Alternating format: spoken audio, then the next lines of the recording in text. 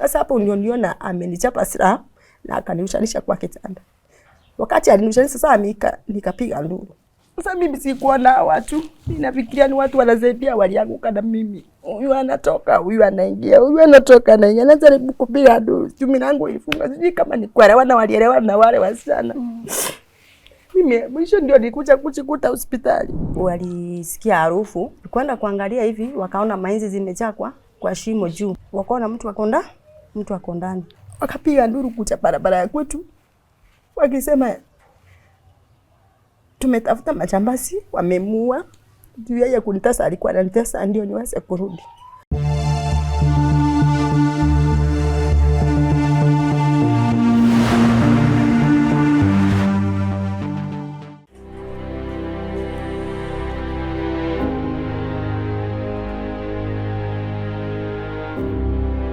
The thing about abuse is it divides time for the victim into two chunks, a somewhat happier before and a devastating after. And today we bring you a rather sad story of a woman, a mother of 6, whose 7 men took turns on her, leaving her with not only physical but emotional scars too. Welcome to today's episode of My Story.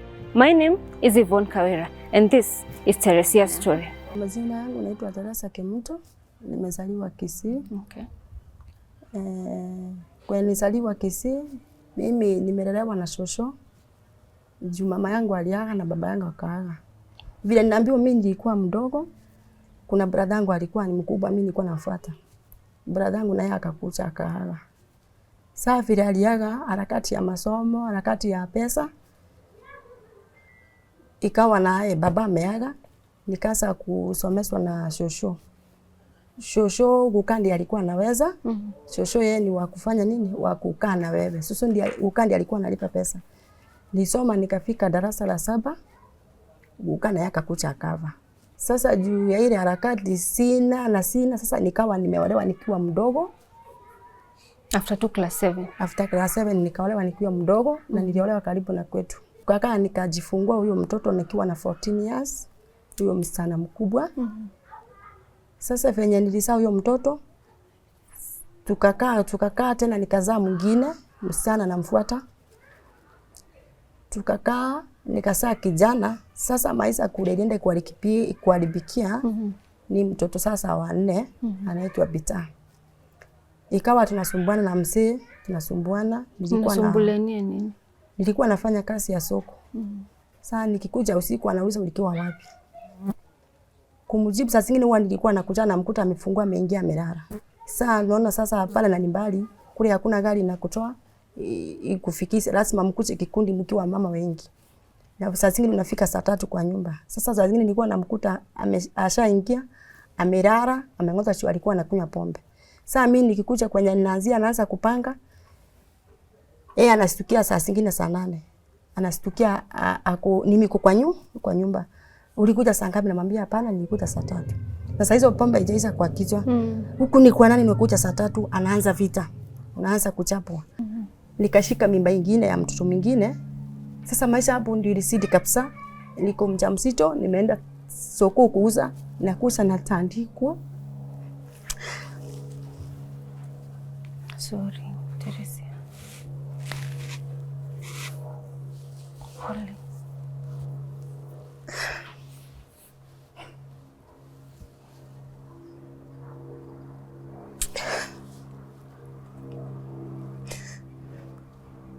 Nikitandikwa sina mtu nyumbani kule naenda niambie, nikawa nimekaa kuchapwa tu. Sasa ikawa imefika mwisho nikasema wacha niondoke. Ikawa nimetoka na mimba ya miezi 4. Mtoto wa 4. Sasa akaniangalia mtoto akafika miezi 7 nikiwa hapo bado mzee unaona hatuingiani wao ako na kule na watoto. Mimi nikakaa.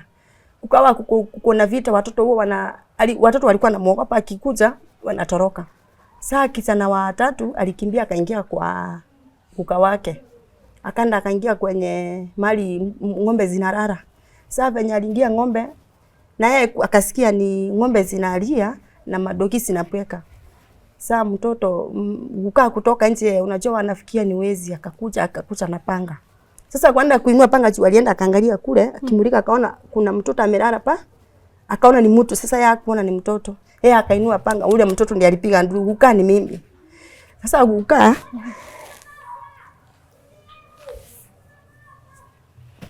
ndiye alishika huyo mtoto, akamleta kwa boma.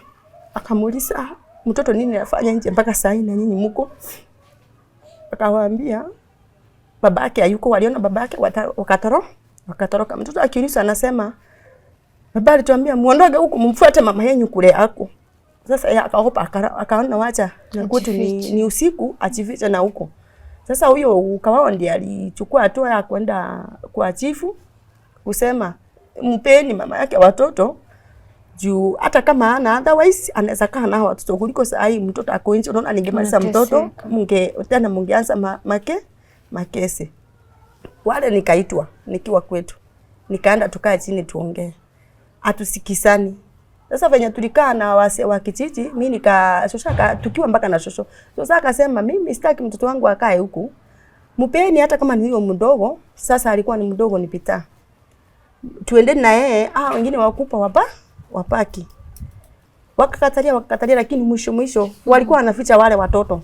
Sasa kapicha kalikuwa kadogo. Sasa venye tumeenda sasa kesi imesindikana, venye tumeenda hivi mtoto akanifuata akiwa amenishikilia nguo akilia. Sasa akaniambia achukue huyo mtoto tuende na yeye. Tukakaa. Huyo mdogo akawa amefikisha misapa. Sasa hapo ndio kazeni yangu alitoka, alikuwa anaishi huko Naivasha. Na kabla atakuja tulikaa hiyo miezi, wakati mtoto alifika miezi 7 hakuwa anaona huyo sasa baba yake. Baba yake kwa sababu ya ile kesi tuliongea, chifu akasema kama kesi imesindikana murudi nitakuja Monday kunichukua eti wafungue mlango waniweke waweke mzee juu hawezi angalia watoto wakihangaika. Sasa soso yake akaenda kuangalia akasema hiyo si maisha. Na akifunguliwa kutoka pale ikiwa sasa anakuchapa hivi.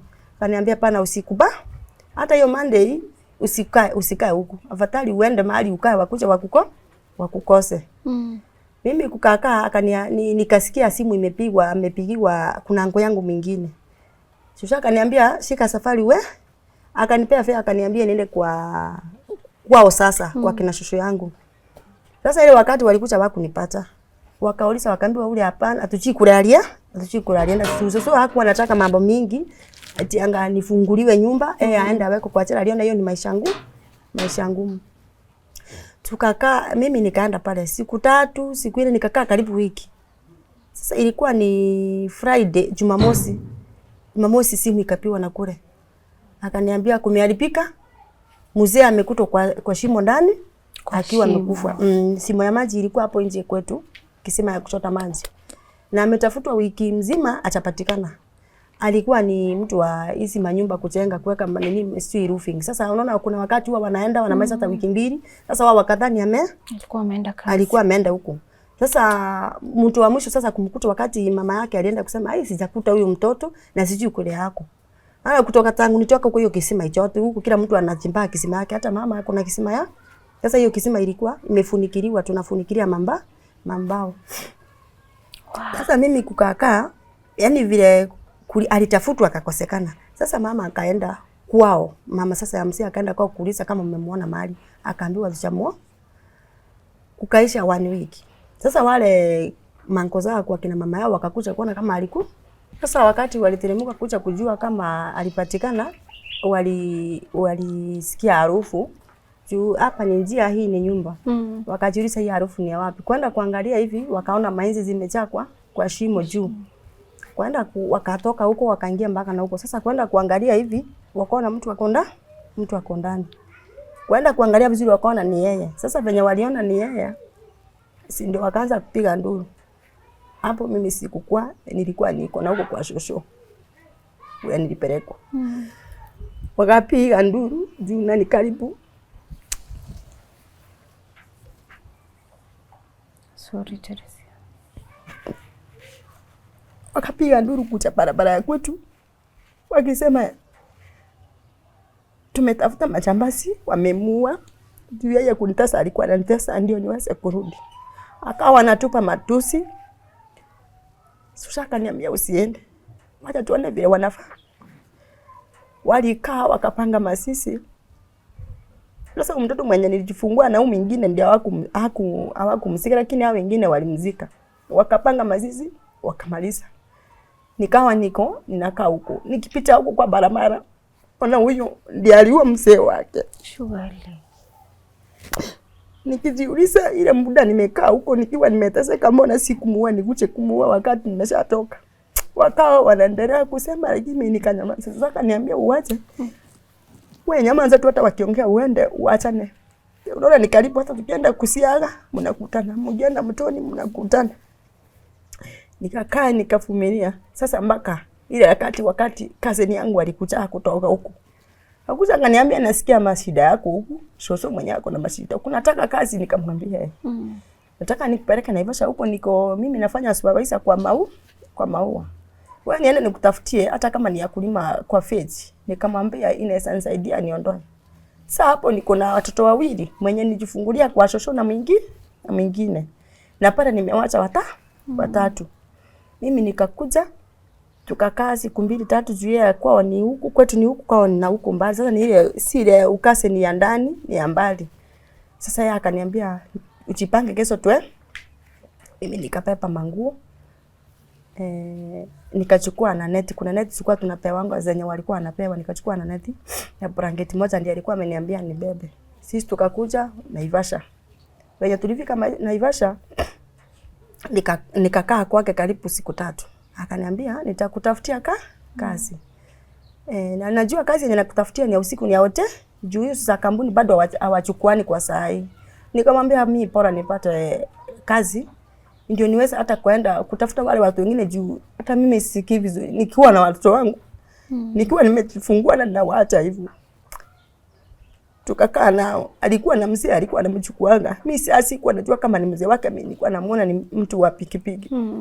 Kaniambia uchipange haraka tuende. Na mtoto bado alikuwa ananyonya. Alikuwa sasa amefika miezi 9. Akaniambia uchipange tuende. Nikamwambia na mtoto, akaniambia huku hata watu wanafanya kampuni, mtu anajifungua mtoto anakaa mwezi mmoja anaacha baby care anaenda. So sioni huyu ni mtoto mkubwa, tutamwachia Mora kaa na mtoto. Kasema ni sawa. Juu mimi naenda kupata kazi ndio niweze kuangalia watoto wale wengine na hawa ndio niweze. Nikasema tuende. Sasa mimi kufika kitu kama saa 2 tukafika town ya Naivasha. Nikakuta wasichana wengine wako hapo wamesimama. Wasichana akaniambia hapa ndio kazi, wacha nikuitie mwenye mnaongea naye. Akaita msichana mdogo. Msichana mdogo akaniambia sasa poa, umekuja kazi? Nikamwambia huku kazi yenye tuko, kabla hajanieleza akanifuruta mkono akanipeleka kando.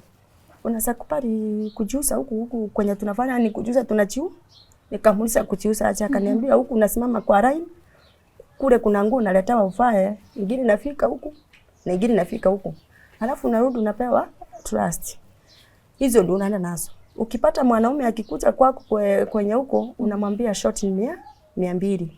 Sasa ukimwambia short ni 200 na saizo yetu ya nyumba iko ya sasa ukimwambia tu 200 najua ni 300 anatoa. Mimi unaniletea 200 ni yako. Naambia kwani na Mulini yako wapi? Akaniambia simuoni, kwenda ameenda. Nikajaribu kumpigia simu nikaona hakumteja. Nikaona hakumteja, nikasimama pale. Msichana akaniambia kuja. Mama, hivi ndio tunaishi tunalea watoto. Hata ukiingia manyumba zetu tunaishi.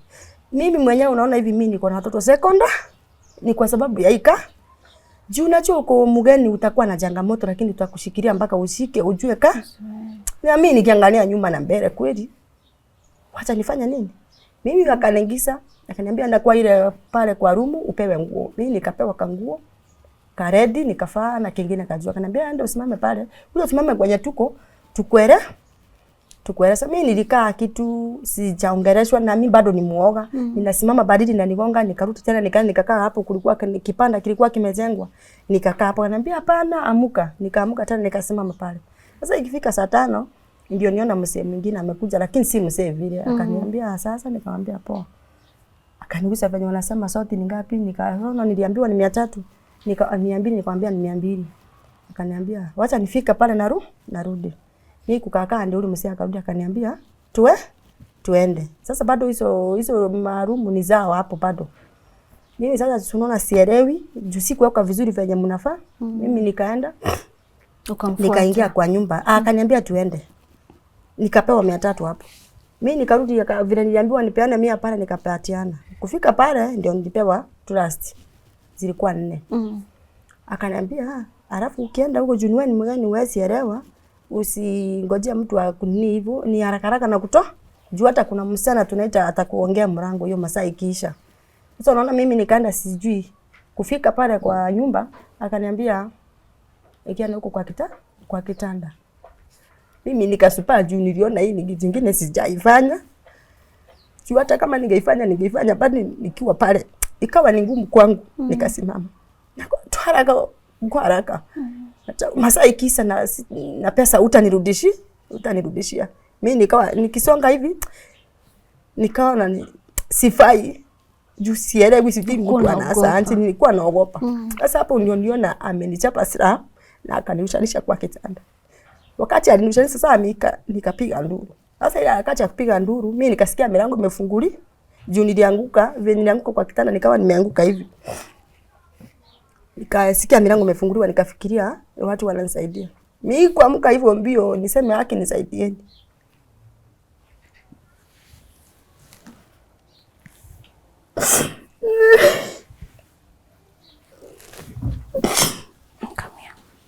Ndio ni ngumu sana.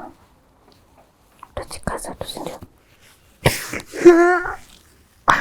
Jikaze ndio tueleze story ndio.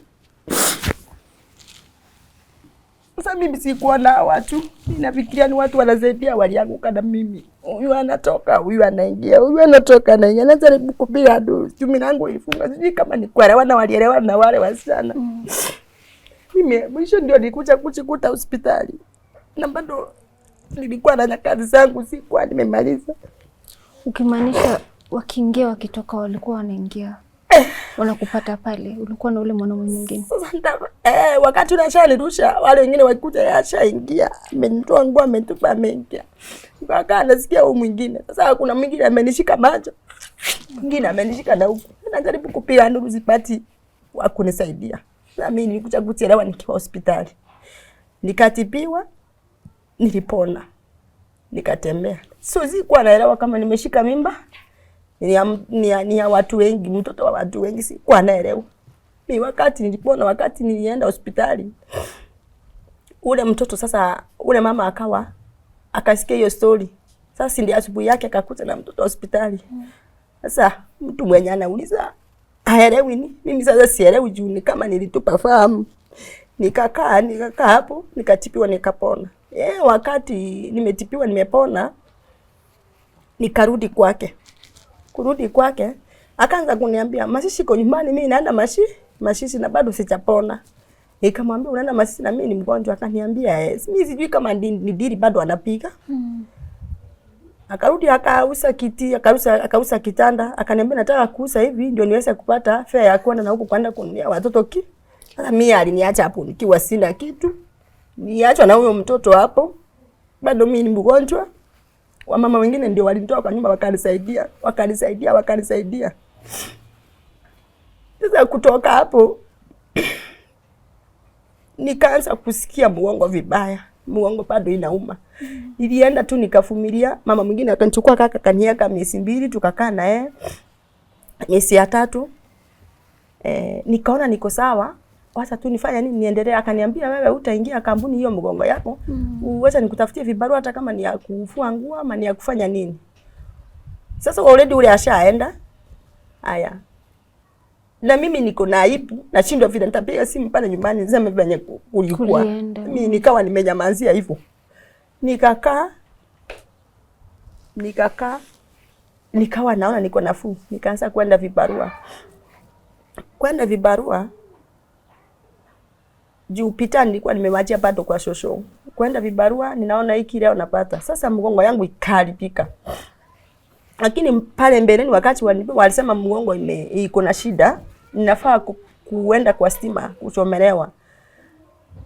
Mama mwingine alikuwa ameniambia usichomelewe, wewe ni mdogo ndio utaenda ukufe kabisa, afadhali ukaa hivyo. Na before hawa wanaume waku attack haukuwa na shida ya mgongo? Sikuwa nayo. Wewe ulipata kwa hii incident. Sasa hiyo mgongo ikawa niuma na lazimisia juu sasa nitafanya nini? Nikiona kidogo ninatuma nyumbani. Nikiona kidogo kama sina. Sasa mgongo ikanilemea kabisa. Sasa vile nilemea kabisa, lakini nikajikasa. Na kule nyumbani bado wanasema kuna watoto wanasumbuka. Venye nilifanya nikaona hizi pesa asitoshei. Nikaambia mambo mengine akanitafutia kampuni. Nikaanza kwenda kampuni. Sasa kwenda kampuni nikaenda mwezi wa kwanza wa pili. Ninaambiwa mtoto ni mgonjwa. Sasa mimi nilikuwa nafikia mtoto saa zingine ni mgonjwa kiasi. Nikasikia mtoto ni mgonjwa. Nikaomba nafasi kwa kampuni. Acha niende kuangalia mtoto nyumba. Mtoto mwenyewe nafikia mtoto nakuta ako sawa, ni mtoto ako kwa wodi. Ile wakati ya chakula mtoto ni kama pati chakula, kichwa ni hivi. Ilibidi nikae hapo. Pesa yenye nilikuwa nazo nikamalizia hapo. Lakini mtoto akawa nikakaa karibu miezi 2. Sasa nikasema afadhali nirudi na kule tena ndio niweze tena kuanza maisha vizuri. Nikawa nimekuza na huyo Peter. Aya nikakaa huku nikiwa nazo. Kurudi kwa kampuni nikaambiwa uliomba nafasi ya siku 3 na zimepita. Sasa unaona kule kukawa ni kugumu. Sipati pesa ya nyumba. Nikarudi nikafanya nini? Nikakaa huku. Nikarudi nikakaa huku Kayole. Huku nimeaso lakini ni shida. Unafua unakuja na mgongo tu. Mpaka nakumbuka kuna wakati mwingine nimeamka kwenda kufua, nikashikwa na hapa. Ukishikwa uwezi inama uwezi inamuka. Lakini nikawa najikasa. Hali ya mama lazima ujikasa juu utafanya nini? Nikawa najikasa naenda nasikia uchungu naenda. Na sasa bado uko na mimba. Hiyo time niko na hiyo mimba ya huyo mtoto. Kukakaa naona niko na huyo Peter. Sasa wakati nienda kuendea mtoto hao watoto nyumbani, huyo mtoto Peter nyumbani, mimba bado iko inaonekana vizuri. Sasa vile ninaendelea hivyo, nikaacha kujifungua. Wakati najifungua bado mtoto, nilikuwa bado nijifungulie. Juu mimi sina otherwise, si pesa niko nazo naenda. Na ninajua pale nikienda ni pesa naitizwa sina. Ingawa nimekaa kwa nyumba, mama mwingine ndiye alinitoa kwa nyumba akaniambia hapana, utasalijia huku. Huyu mama akanipeleka hospitali. Nikajifungua mtoto. Mimi sikuwa na nguo ya kuvalisha huyo mtoto. Huyo mama ndiye alileta manguo. Tukavalisha huyo mtoto. Kutoka hapo nimekuwa na shida. Siwezi. Mtoto akawa mkubwa kiasi. Nikaendea msichana. Bado nisikuwa nasikia mzana mwingine ana shida. Ameajishwa shule. Analea watoto wengine lakini si wao. Wa bibi ya brother yangu. Nikawa bado nimeendea nikiwa sikusema sijaisema hiyo story hata nyumbani hawajui. Juu nilikuwa nalo ni aibu. Nikakaa nikiwa nayo nikaleta huyo mtoto huku. Mtoto huyu naye amekaa hapa juu unaona uwezi huku na kule hata ukipata sitosa kwenda mtoto akakaa karibu miaka 2 nje. Ikakuta mama mwingine akaniambia usikashe mtoto nje, enda uleta mtoto nitakupimia uniform. Nikununulie na vitabu wewe mpaka kwa mwalimu ongea naye. Nikaenda nikaongea na mwalimu. Mtoto akanunuliwa vitabu na uniform huyo msichana. Huyo mtoto akaingia. Nikaenda nikalilia mwalimu nikamweleza mashida akakubali akanigisia mtoto. Mtoto akaendelea kusoma. Sasa kutoka hapo mimi nina hali ya kusumbuka kule na kule siwezi. Nikakaa, nikarudi nikafungua nyumba kule nilikuwa nakaa. Nakumbuka nienda mpaka pale polisi nikalala huko na watoto. Sikupata msaidizi wowote, nilikuwa na watoto. Nikakuja nikapata mama mwingine nikamwambia wewe nisaidie. Hata kama ni kwa kulala. Najaribu kufikiria nitaenda aje nyumbani, nimeacha mashida huko na nayarudisha huko.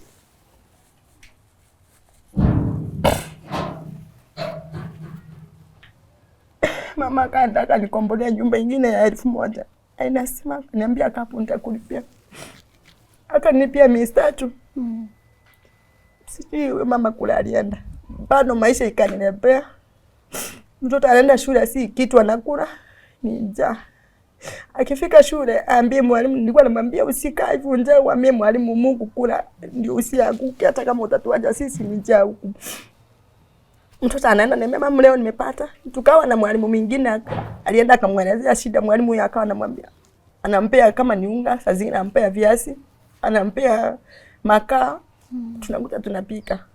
Tukaendelea hivyo. Mimi nikashindwa kuelewa, kujijua sasa juu mimi nakaa nakumbuka yale mambo nilifanywa nikawa ni kama sielewi. Ninakaa tu hivyo. Ukakaa mtoto sasa venye ameshika masomo unaona wengine wako nje wanataka kuenda shule, sielewi, siwezi. Bado nikafunga kwenye nilikuwa nakaa, sababu kwenye nilifungiwa. Ndio nilikuja mpaka kwa huyu mtoto nikamweza sasa nimefungiwa. Sina pa kwenda. Nisaidie tu. Mungu atafungua milango njia nipate kazi. Sasa kukosa kunisikia, akanisikia akaniambia wewe ni kama mtoto wangu. Nitakupea nyumba. Akanipea kanyumba kalikuwa hapo kadogo. Najaribu kwa siwezi. Hawa watoto wachekana shule wako nje. Na waangalia hivi na shinda vile nitafanya. Watoto wameishi nje. Junior shaka ndani ndio imepata mtoto, sina nyuma wala mbele. Kumbuka hiyo siku nilikuwa namwambia hata kama watoto wataingia wakati wa register utaingia. Hata tuwe na imani pale nimetoka ni mbali, utaingia shule. Sasa mali mtoto alikuja kusaidia kuingia shule mpaka kununuliwa uniform. Mimi nilikuwa nimeenda nikamwacha kwa nyumba. Nilikuwa naangalia ukoona kuna siwezi. Mimi nikatoka nikaenda bila kumwambia. Na sitaki kulia kwake na aanze kulia. Mimi sasa kuja si mtoto alifikia mtoto akasika njia. Alitembea mbali sana. Mimi sasa kuja jioni nikapata kuna mchere, kuna sukari, kuna unga. Vitoa wapi? Mama unajua mimi niangalia watoto wetu wanalia huku ndani, nikawahurumia, nikashika njia nikaenda kwa mama mwingine. Nikamwambia anipe kibarua. Mtoto mdogo. Akamuuliza unafanya kibarua mama yako wapi? Akamweleza, akamwambia ndio hii chakula pelekea mama yako akimeenda wapi? Mimi sijui kule mama ameenda, ametuacha kwa nyumba ameenda na hakuna hata chakula. Niwaambie mama yako akuje. Nimsaidie hiyo mawazo yako nayo ni mingi. Sasa mimi kukuta nikaambiwa hivi na hivi. Nikamwambia ni wapi unipeleke? Akaniambia niambie nikupeleke Chimabi. Sasa kufika hapo mama akaniuliza nikamweleza. Akaniambia usijali. Sasa mimi ningangane na huyu msichana nimnunulie uniform nione vile ataingia junior juu na ni msichana naona mzuri anachua kuchiongea. Sasa mama ndiye alimpimia uniform. Akamnunulia alimpepa na vitabu. Sasa Kenya kuchukua ni wanaitishwa roka unalipa 1500. Mtoto akaingia shule. Sasa yeye fanya tulijua na yeye fanya mama yani mtoto alinipeleka kutukaongea na yeye akaniambia usija. Kesho yake wakaenda wakaniita, wakaniambia leta mtoto, wakaenda akampimia uniform, wakamlia kila kitu. Mtoto alikuwa anapewa mpaka passport akapiwa. Nikaambiwa nene mpaka kwa shule niambie mwalimu mimi siwezi tena. Vile tu ulicheleza ule wa kwanza aenda mwele. Nikafika nikamweleza. Mwalimu akaniambia mimi sitakuelewa. Roka lazima utalipa juu. Ukikataa kulipa mtoto wako lazima atakalia deski. Nikamwambia ni sawa, acha tu akalia deski. Juu sasa mimi sina mtoto akaingia shule. Mtoto ameingia shule. Huku ni kuhangaika sina. Sasa kama nikienda nikifua nikipata nikiweka kidogo saa zingine nipe huyu mtoto 500. Juu bado naye ni mgonjwa anahitaji dawa. Mnashindwa yani ni sasa nivumilia kama ule wa nyumbani. Sasa namwambia sasa mpaka leo nimekosa hadi sasa anatoa chakula ananipatia, anatoa unga, anaambia pigia watoto. Siwezi nikakufukuza mpaka mahali pesa sitafanya nini? Sitatoka na sasa. Sasa hizi unakaa tu naye hapa. Nakaa naye huku. Haya. Tatuambia majina yako? Jina yangu ni Maria Wairimu Mwaura. Na hapa ni kwako? Na hapa ni kwangu. Ulikutana wapi na Teresia? Teresia ulipatana naye wapi? Huyu mama alikuja anasema anataka nyumba. Akaniambia yeye hana pesa lakini analipa Jumapili. Jumapili ikifika anakosa pesa. Mbele wajuani sana. Leo akisema kama pia naona ikia nyumba bila pesa. Na unasema unaona pesa Jumapili. Mimi taki hivyo. Inataka uhame. Leo tukaongea. Leo tena gaona iko na watoto na kuna sakura na ule kule anatoka ni kufukuzwa juu ana pesa. Leo mimi naenda Mungu. Gaona huyu mama iko na watoto na iko na shida. Gamwambia ukae lakini inataka pesa. Nikukaa gaona tena hakuna pesa na hakuna sakura ya watoto. Kasido igisamaje. Leo akikaka tukaona hata sakura ya kufea watoto hakuna. Ngaona sakura hiyo iko nayo kauga, tukayane nake tufee watoto. Siku ingine ikiendelea, tukaona tuwaru, tufiasi. Tukasidwa hii tunafikaje, hakuna kuni na hakuna mafuta na iko na sida. Hata mimi iko na sida juu watu fadu kulifa nyumba. Ndio tukasema tunapika hiyo fiasi, tuweke kitunguu na subi. Tutafute tukuni tufike tukule. Tukafika tukakula na yeye na watoto yake na wangu. Iko mususana yangu iko hapa naenda soko. Ndio tukaona hakuna kitu. Tukafikia hapo mbele na kuni, tukarogota tukuni, tukakuja tukafika. So mnakaanga hapa tu kama familia? Tukakaa tukakula. Leo tukakuwa na sida. Tunakuwa na sida juu sakura iko na bei ya juu sana. Unaona hata tukinunua uga ni 220 na kuna mahali ingine tungitoa pesa. Ujue hii uga kilo 2 sisi na watoto yake na yangu. Ndio ukaona ni kitu kidogo. Tukafika Raji. Kukifika jioni hakuna kitu. Juu hata tungefika uga mzima kilo 2 ni baka tugayane kidogo kidogo. Kiomba marifio skuru na mafeo sakura na pesa ya nyumba. Siku hii kwenda ati one kasi ya kufanya, one pesa. Hakuna ni usito sana. Ndio Mungu magisaidia tu sukuru na sakura na kulifio nyumba. Kwa ingine Mungu anatema njia. Ni kweli. Na shosh tunakushukuru sana kwa kukubali kukaa na huyu mwanadada na watoto wake na haujachoka kuwasaidia. Tunajua Mungu atakubariki kwa njia moja ama nyingine. Na pia tumambua housekeeper lakini utapona. Ndio shosh. Tunashukuru sana. Amen. Asante. Na mgongo ilipona? Bado iko. Sota kazi unafanya? Nafanya tu kujivingiria chumuni, nitafutia watoto. Sasa nimekaa hivyo, watoto wengine watakana ngazura na waangalia na zile nalia. Nikungine nikawa nimejipanga ningie kwa nyumba nijichoma na stima, juu niondokea watoto sasa nitafanya nini?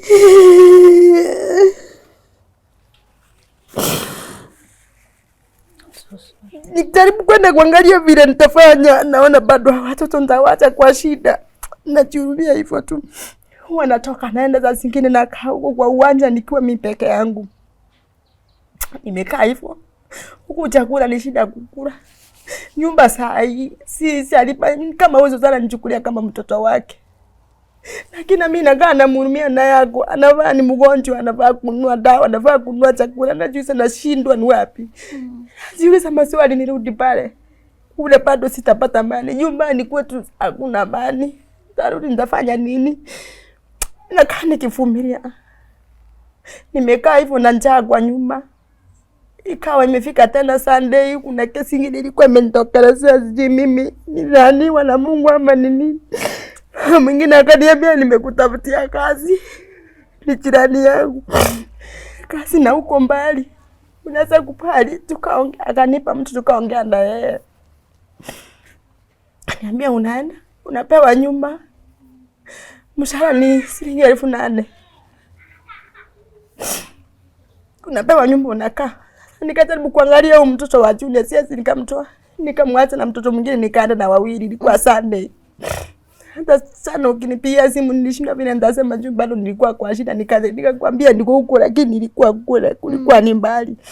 Ukienda Kemende, uingie na Kemende, uingie mahali panaitwa Siangane Kagwe. Nikafika huko. Yaani sasa kufika huko juu na neta na nilipotea gari, nikafika huko kitu kama saa 5. Sasa kufika huko hiyo usiku ndio nikaambiwa nyumba ndio isichagulie, zilikuwa nyumba 2 kule unakaa. Mimi nikamwambia nichagulie hii. Nikaleta kama mattress nikaweke hapo. Ilikuwa ni Sunday. Nilitoka kama mattress nikaweka hapo. Nikaletewa kaugali kanatosha na hivi nikaambiwa kula tutachua kesho ni aje. Hapa watoto nimewacha hakuna kitu. Yaani nimeenda tu juu at least. Juu hata huku ni watu ninguteka, watu nikunisema na si ndio vile nitafanya, lakini navumilia kama mama juu siwezi ongea.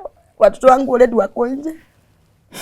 Hata tu nienda kule nana nikamwambia msana naye ananienda sana, sema muenda sasa tutaishi aje, mama muenda. Nikamwambia mtaka ivunja. Lakini chukua tumeelewana na ule atanipea shilingi 2000 ni warushia. Ndio mwisho wa mwezi anikate. Sasa kufika huko tena bado wakanipenduka, wakaniambia mshahara ni 5000. Kazi ilikuwa gani? Akuchuna manzani chai. Kukaa hapo. Vile tulifika ndugari ya usiku, tulibeba asubuhi kuamka hakuna kitu watoto wamekula. Nikapewa nini kikapu ya kwenda kuchuna majani chai. Sasa tukaenda na watoto nikaonyeshwa, nikaenda kuchuna. Nikamwambia unachuna haya majani, ukifika saa 6 unapeleka unapima. Tena unarudi. Unakuja unakula lunch, unaingia tena kwa shamba. Tena unaanza kuchuna uende upime ya saa 11. Nilienda huko, nikamwambia na tulikuwa tumeelewana. Mnipe pesa nitumie watoto nyumbani juu sina kitu. Kuna nimewaacha hakuna kitu. Akaniambia huku hatuna pesa, ungoje mwisho wa mwezi. Ungekuja huku umejipanga. Nikamwambia na tulikuwa tumeelewana na nyinyi.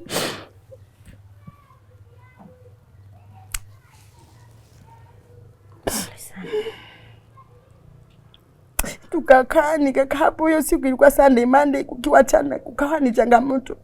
Kutoka hiyo siku gari mpaka lanji hakuna. Kijana akakuja kwa shamba mdogo akaniambia, mimi nimeenda town ya kwetu na ni mbali narudi jioni. Ni nini nakuletea? Wewe huwezi fika. Nikamwambia ungenipatia hiyo 500 juu hata kama nitaachwa huku na 100 wale wengine niwatumie. Niambia nipatie pesa kwa mkono. Ndara nikuletea chakula. Kama ni lunch utambia sister yangu nimemwambia atakupea watoto mpaka nikuje. Nikapima chai kurudi. Nikakaa hapo. Najaribu sasa, unajua nashinda vile naomba chakula ni kwa wenyewe. Kama aliambiwa anifaa niletee mimi nikanyamaza. Nikaona watu wananisumbua, nikaendea nikamwambia niliambiwa uniambie unipe lunch. Akaniambia uko atupikangi lunch. Shika kikapu ende uchune chai. Nikarudi kuchuna chai. Nilichuna. Ekana nikapima. Kurudi watu na mama munja si upike hata uji. Sasa wanaona ni kama tuko kwetu. Nawaambia sasa huku nitafanya nini siwezi. Sasa wakanilia hapa ikabidi nikatoka. Si kwenye nilikuwa napima chai, ni kuna duka nyingine niona mama mwingine. Nikana mpaka huyu mama nikamwelezea. Mama ndiye alipea watoto chapo 2 na etwara ya kukula. Nikamwelezea huku sikia akaniambia uko watu wasimamangi, mbona ulidanganywa unatoka wapi? Nikamwambia nimetoka Naivasha. Kufika hiyo jana jioni mtoto anapiga simu, mama tunakula nini? Nasikia nikulia, nasikia nienda ningia hata kwa msituni. Ninajiuliza maswali, Mungu wapi nilikukosea mimi napitia huko. Ninajaribu kufanya mvuzie, sisaidiki. Mimi kila mara nikulia nalia. Najiuliza maswali, mama yangu akakufa. Brother yangu akakufa, mimi niko aje hii dunia hawezi nijiondoe. Nikakaa hapo nikamwambia nipe fare nirudi, watoto wako wanalia na nyinyi mtaki kunipewa. Akaniambia tukupachi. Wakati ulipotea tena sisi ndio tulikaramika na pesa. Kabla nikapiga rafiki yangu huko akanitumia fare. Sasa tukiongea nawe jana nilikuwa nashinda vile nitaongea. Nimekuja huko asubuhi. Nimepata watoto wamepewa viazi na uishosho bika mkule. Nimekuta mwingine ameenda shule. Nimeona mpaka saa hii. Mimi sielewi ni wapi nitaenda. Naomba usaidizi wenu muweze kunisaidia.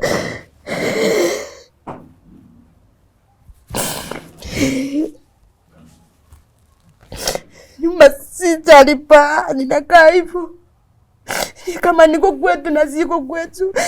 Kama niko na wazazi wangu na sina wazazi. Ninashinda ni wapi nitaenda, hata watoto wamekaa. Vitandi yako na miaka 10 hajaenda shule. Mwingine ako na miaka 6 hajaenda shule. Ni wapi nilikosea Mungu, nashindwa ni wapi ninaenda. Jamani naomba usaidizi, mnisaidie. Pole sana. Pole sana. Itakuwa sawa.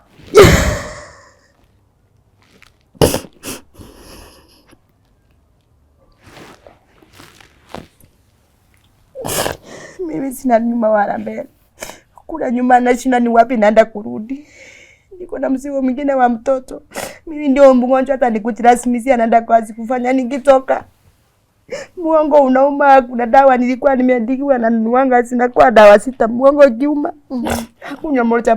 Sasa kama sina hiyo 350 na kwa mayo nakaa hivyo, nikichoma na maji nikiweka kitambaa, najichoma na maji at least nitoa. Baada asubuhi nikisikia nitaenda juu, sasa nitafanya nini? So huyu atanipea nipatie makali, naye ni mgonjwa na familia yake. Ninajirasimisia naenda. Nimefika mwisho, nimefika kona. Ni venye tu naangalia naona nikijiua na baba yao aliua, nitafanya nini? Najirasimisia kama mama. Nitafanya nini? Mimi sioni nyuma wala mbele.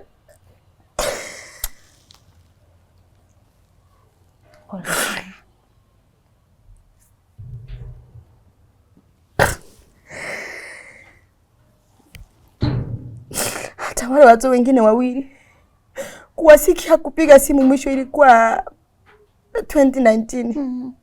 Kusikia sauti, kuona tu, hata ni hesabu ni miaka 5 sijaona watoto. Mimi nawaza pale, ninawaza huku najiuliza, je, hata nikiwaendea sina ya kuwapa hao wengine niko nao wamenishinda. Ninakaa tu nikifumia nikisema wacha tu Mungu awalinde juu sina uwezo, hata nikiwa hata nishinda huku. Ashina mimi ndamanya. Nimesuri kuwa hata mtu wa kwenu, hata mwenye mnashaa. Nashukuru hivyo ndio nilikuwa nakuita jamani. Nataka kukuita ati tuongee na wewe. Nione kama nitaona usaidizi hata kama ni watu wengine watoke nje. Mimi nimejekelewa, nimeongelewa, nimeshindwa, nitafanya nini? Wanakaa kama hivyo, nikisikia fulani anasema na nyamaza juu, nitafanya nini? Kweli hawaendi shule. Asema na nyamaza. Juu sita hakuna njia nyingine. Na kama ningekuwa na mama at least ningewacha huko. Nione vile naso. Ama mama angeniambia kuja upumzike at least. Juu bado mgongo inauma. Nikujirasimisia kama mama. Kama ningekuwa na brother yangu, kuna vile tungesaidiana. Mimi sina mtu. Haya tu niseme wewe shosho ndio tunakulaga na namwambia shosho, ananiambia usijali, mambo yatafunguka. Utasaidika. Mimi siwezi nikakufukuza, naona wewe ni kama mtoto wangu. Hata mtoto wangu wako na watoto huku. Siwezi nikakufukuza, lakini mahali Mungu atafungulia mlango. Najua watoto wataenda shule. Na kama wataenda shule, akanipa mfano wa watoto wake. Kuna mtoto wake hakwenda shule. Sasa ni mtu mwenye ako na mali yake. Usijali poro upate ya kukula, watoto wakule. Na mingi nikiwa hata na jambo naenda nakuta soso tunaongea, anambia usijali. Watasoma, watoto watasoma. Hata kama umepita shida, shida ni ya muda mchache. Wana saa zingine ananitia moyo, narudi na nyama. Unaona kitu itakuwa better. Naona kweli kiwa shosho huyu anaangalia, anaona mbeleni huku ni changamoto, lakini kuna mahali nitafikia kusaidika na nyama. Nyamaza. Lakini naomba iPhone. Asante kwa kuja juu nimesumbuka. Nashindwa ni wapi nitaenda. Tumefika leo. Na maisha itabadilika. Asante. Na sasa kwa sababu umeshare story yako na ungetaka usaidiwe, unaweza sema unaweza taka usaidizi wa aina gani kwa sasa? Nini ungependa sana kuona kibadilika kwa maisha yako? Watoto waende shule. At least niache kuchekelewa, kuongelelewa. Na nyumba hii bado naye yese kulipa juu, na shosho ni anahitaji dawa. Okay. Na chakula. At least hata kama ndajifinyiria, hata nikipata hiyo kazi nitafanya. Kwa sababu hata ukiangalia lazima ujisukume, utafanya aje. Hata kama nitagonjeka, nikipata hata hiyo kazi nitafanya. Mbona nione watoto naona wako sawa na at least nami maisha yangu ichange. Isiwe ni ile nguo tu natajiwa, nguo ya umaskini, nguo ya kuchekelewa. Nisaidika hapo, ndashukuru Mungu. Kwa sababu si kupenda kwangu nikajikuta nikiwa hivi. Ninatoka kwa shida nakuta shida nyingine, natoka kwa shida nakuta shida nyingine. Nisaidika, ndashukuru Mungu. Okay. So kwa yule ambaye anakusikiza saa hizi na angependa kukusaidia, utashare namba yako ya simu, tangalia ile kamera. Ushare namba yako ya simu yenye wakipiga watakupata wewe mwenyewe. mtazamaji mwenye umenitazama, naomba usaidizi wenyu wote, chochote kenye utapata niweze kusaidia watoto, maisha yangu nami iweze kubadilika, nisiwe mimi wa kuchekelewa kila wakati. Na kwa chakula bado, na kwa matibabu juu mbongo bado inauma, siwezi fanya kazi. Mtazamaji kwenye umeniona, namba yangu ya usaidizi 0793 790 186. Hebu sema tena. 0793 790 186. Nitaleta jina gani? Italeta Teresa Momanyi. Teresa Momanyi. Teresa, tunashukuru sana sana sana kwa kutueleza story yako na kututrust. Umeniambia kwamba hujaiambia mtu mwingine hii story. Kwamba umeamua leo ufunguke ili upate usaidizi. So tunashukuru first kabisa Mungu that amekuleta mpaka hapa. Ingawaje umekuwa na changamoto mingi, umejikaza tu mpaka ufike hapa. So matumaini yetu ni kwamba that umeamua ujiongee, ujieleze shida zako, utasaidika kupitia hii platform. Asante. Na tunakutakia kila laheri. Tunajua next time tukikuja kukuona utakuwa una furaha, hautakuwa ukilia, si ndio? Na ni promise hivyo. Na watoto uendelee kuwalea. Saizi wewe ni mama ya watoto 6 na wanakuangalia tu wewe, si ndio? Usi give up. Kuna reason kwa nini umekaa mpaka saizi. Ndio tuko hapa kwa sababu yako, si ndio? Sawa, usi give up. Well, there you have it. That has been a sad story of Teresia. She's a mother of 6 children, and they're only looking up to her to feed, clothe, and educate them. But she has nowhere to go. And this is why she has called upon us, the Tuko family, to come here and listen to the challenges that she has faced thus far, so that we can come in and support her. And once again, as we always do, we come back to you to ask you to work with this lady, help her get her life back together, and form a peaceful future for her children. Well, thank you so much for staying with us till the end of the show. I have been your host, Yvonne Kawira. And until next time, keep it Tuko.